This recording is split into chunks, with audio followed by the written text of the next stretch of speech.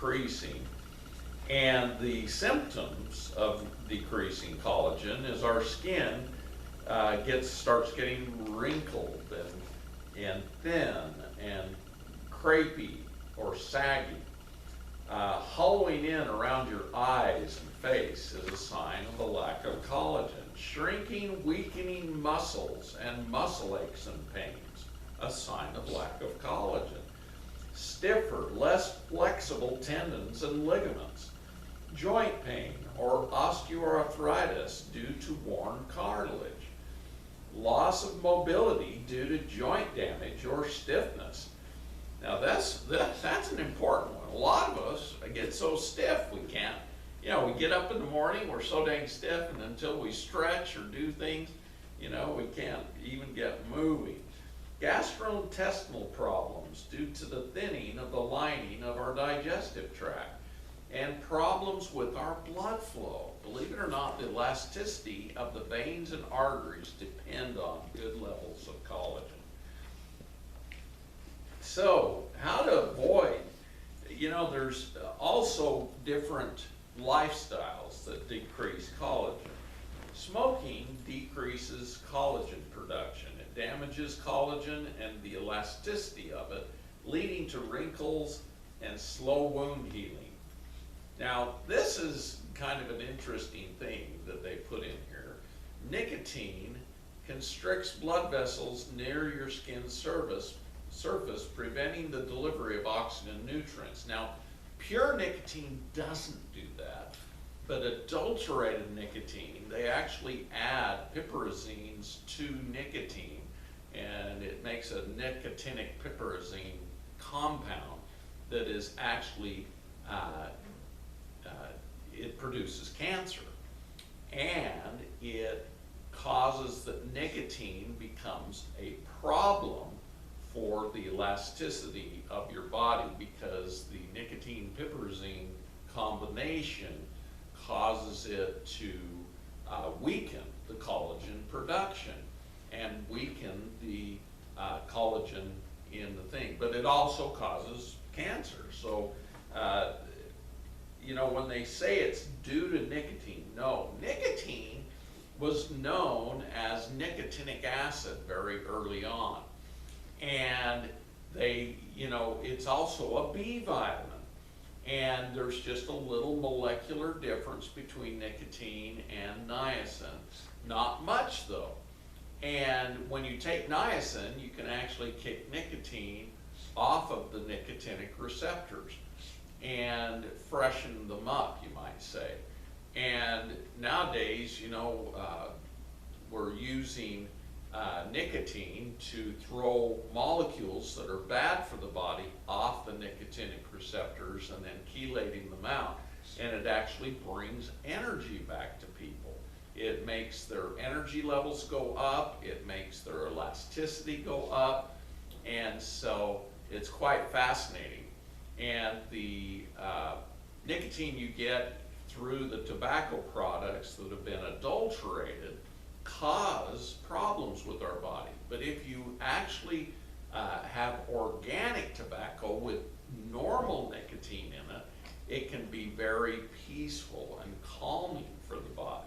In fact, the Native Americans used the smoking of tobacco to be in their peace sessions, treaties, where the Indians would come together. Even with the invaders from Europe, they would sit down with them and smoke tobacco together and make treaties, and they were bound through the tobacco because it makes your bodies actually react to each other much more peaceful, and that's why they used it for the peace pipe. Okay, so kind of interesting stuff. So smoking isn't necessarily bad if you use organic tobacco, and they've added things that have made it more toxic. So, eating too much sugar and refined carbs. Now, I've found this to be a huge problem, especially in modern society. We've had these sugars become widely available, and the biggest problem is the high fructose corn syrup, because it's been genetically modified and it actually has Epstein-Barr adenovirus, cytomegalovirus. And so sugars have been adulterated because of the mutation of the beets, the mutation of the sugar cane. And it produces sugars that are different and that have viruses in. Now the high fructose corn syrup, they've actually adapted the corn to be more resistant to glyphosate by genetically modifying it and putting in bacterial phages that cause the corn to produce more sugars, and they've used Epstein-Barr, cytomegalovirus, and adenovirus to alter the genetics so that it produces a resistance to glyphosate, and that gets passed on to us. Now, the corn, when it's been genetically modified, is not as nutritious because the glyphosate works by pulling minerals out of the plants and helping kill them that way. And it does the same thing with our body. When we're eating genetically modified products that have the resistance to glyphosate, it actually makes our bodies more, we lose more minerals. And that's why we're seeing such high levels of osteoporosis now. 1 in 5 women over age 50 have osteoporosis. And it used to be they had to be in their 60s and 70s to get osteoporosis. But now we're seeing people, deteriorating very early on. And it has to do with the collagen and minerals, because the collagen and minerals work together in our body to make our bodies stronger, our bones stronger, our joints stronger, everything. So eating too many refined sugars is bad. So now this is another one I kind of disagree with. Some of this was taken from the CDC website, and they don't always tell us the truth. Exposure to ultraviolet light. Now there's 2 types of ultraviolet light. There's ultraviolet A, which is very good. It helps our melatonin, helps our detox our body. It helps to strengthen, believe it or not, the body. And it helps with fighting infections of the skin. Now there's ultraviolet B, and we used to call it ultraviolet bad. That's how you remember which one's good and which one's bad. The ultraviolet A is really good. Ultraviolet B is what causes damage to the skin. But the ultraviolet B isn't as powerful as the ultraviolet A. And so we're slapping on all of this sunblock now. And we're blocking not only ultraviolet B, the bad type, but we're blocking ultraviolet A. And I found over the years, I actually got malignant melanoma when I was 29 years old, but it wasn't due to the sun, it was due to radiation. And radiation from radioactive iridium. My badge went black when I got exposed to a very large dose of radioactive iridium, helping a lady who they had put it in for vaginal cancer. And I cleaned her up, and at the end of cleaning her up, I even had leaded aprons and face masks, gloves, the whole works. And I ended up having my badge go black because it was very, very ionizing radiation. And we're all getting exposed to high levels of radiation in our atmosphere from all the atomic blasts we put off on the planet, from Fukushima, from Chernobyl, all these different things that we've been using radioactive materials on have affected our collagen and affected our skin. And so my feeling is, and as I've studied this and looked at it all, we get far more skin damage from ionizing radiation, from nuclear type things that humans have done, that we get from the sun. In fact, I did a little study on myself. I know it's only a study of one, but we went to Lake Powell, and my kids are all slopping on their sunscreen like they were taught to do, and I said to them, I'm not going to put any sunscreen on today. I'm going to bless the sun that it won't harm me. And we were out in the sun all day long. I didn't get out of the sun all day long. I actually didn't get burned, and all of my kids got burned despite their putting the sunscreen on. And it was quite interesting. They all looked at me and they said, Dad, how come you're not sunburned? And I said, because I blessed the sun, told it not to harm me. And so I think that we can go out in the sun, and that it's actually very good for us, especially if we bless the sun not to harm us. Because the sun actually gives us light, it gives us our food. You know, humans, before we had all this modern technology and everything, they were out in the sunlight all the time. In fact, they had very little coverage, and they were out, you know, getting food and doing all kinds of stuff out in the sun. And skin cancer in you know, as they looked at all the nomadic tribes and different things, cancer was not a big deal back then, because we've actually turned our plants and animals, you know, we've adulterated even the animals with different viruses, and now that's what's causing all the cancers. So anyway, I'll probably get demoted for this, but it's okay, because I'm just speaking my truth. Okay, so collagen construction errors result in conditions such as Ehlers-Danlos syndrome and osteogenesis imperfecta. Now, we're seeing more and more problems with kids being born post-vaccine in their mothers, and we found that the vaccine actually has been causing osteogenesis imperfecta. In fact, my grandson, who was born 6 months ago, has experienced this. And he is just a beautiful child, but his bones fused before he was even born. And so they had to go in and do surgery to remove the bone from there clear back to the back of his head so that his brain could expand. And it caused, you know, huge problems, because, you know, you're seeing more and more of these kids running around with helmets to protect their skulls, because they're having to open up their skulls because of the osteogenesis problems, imperfecta.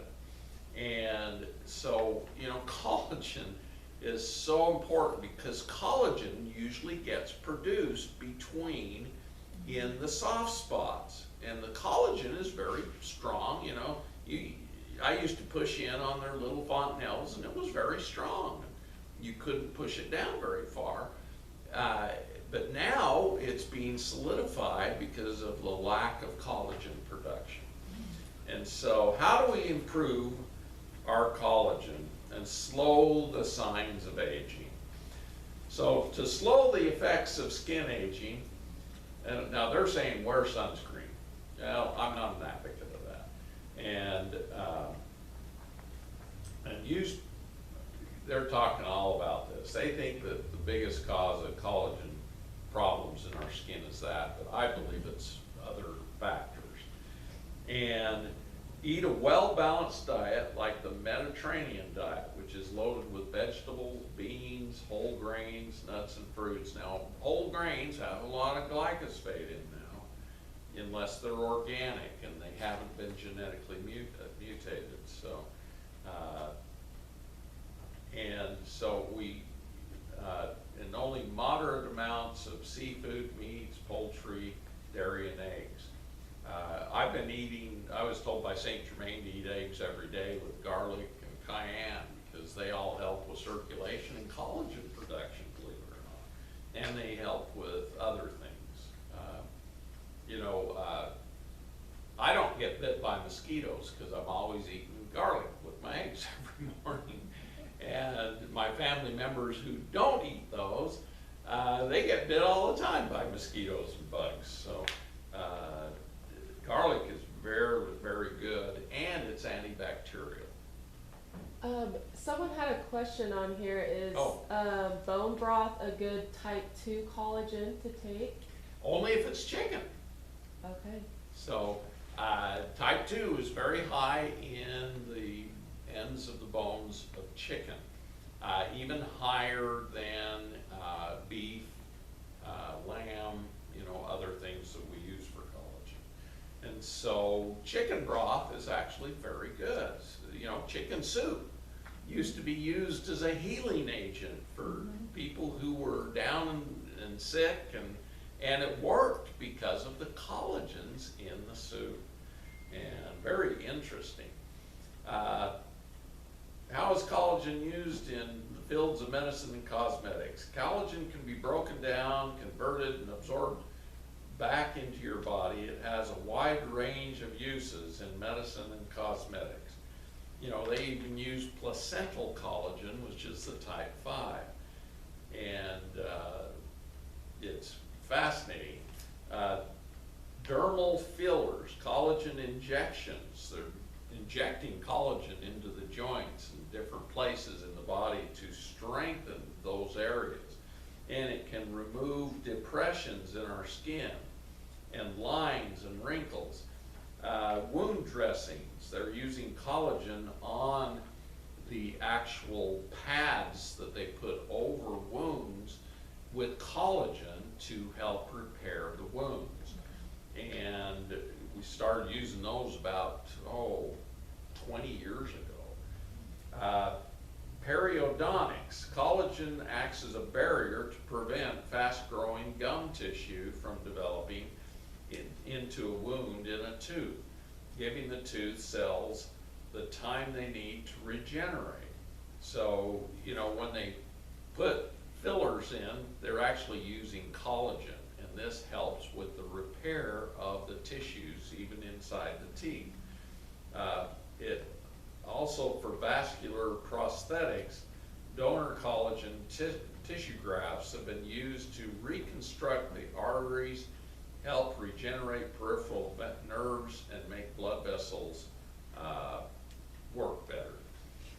So there's still many foods that provide raw ingredients that support collagen, and they can be eaten as part of a healthy diet. These foods contain amino acids, proline and glycine, which are very important for collagen production.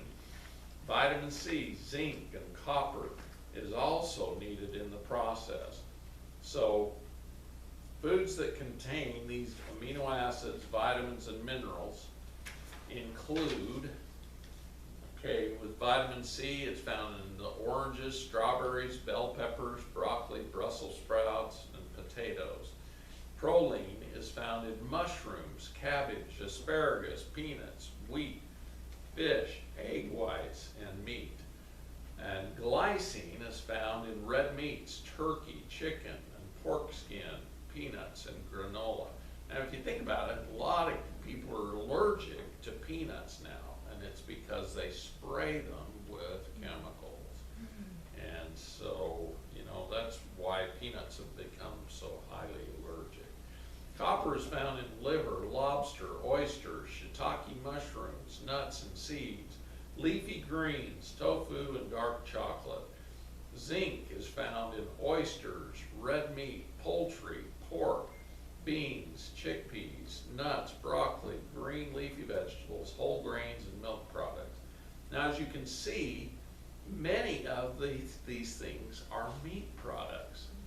And if you're not eating meat, you have to eat a crap load of vegetables to even approach a minimal amount of the things that make collagen. But if you eat meat, you're usually getting what you need. So collagen peptides are small pieces of the animal collagen. And they're saying collagen cannot be absorbed